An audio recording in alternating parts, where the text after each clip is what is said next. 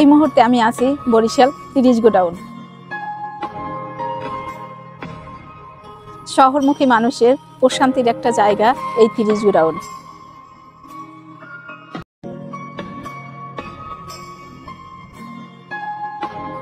এখানে বিকেল হলেই মানুষের ভিড় জমে। এটা হলো কীর্তনখোলা নদী। এই নদীটাকে আরো কাছ থেকে উপভোগ করার জন্য মানুষ এই যে ছোট ছোট নৌকাগুলোয় ঘুরে বেড়ায়।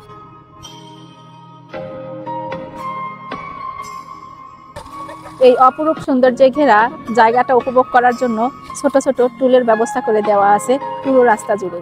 এবার চলে আসলাম ঝালমুড়ি মামার কাছে ঝালমুড়ি খাবো বলে।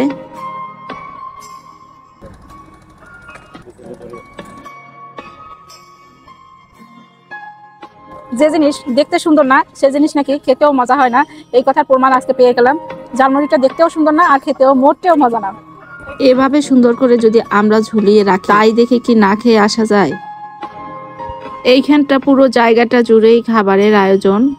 এই তো এবার একটা মিট বক্স নিয়ে নিলাম, তো এটার স্বাদ মোটামুটি ভালোই ছিল। এটা খেতে খেতে অফেলের অর্ডার দিলাম, কিন্তু অফেল হতে তো কিছুটা সময় লাগবে, তার ফাঁকে 1 কাপ চাও খেয়ে নিলাম। অফেল চলে আসছে, তাড়াতাড়ি খেয়ে নিয়ে বাসায় চলে যাব। Bye bye.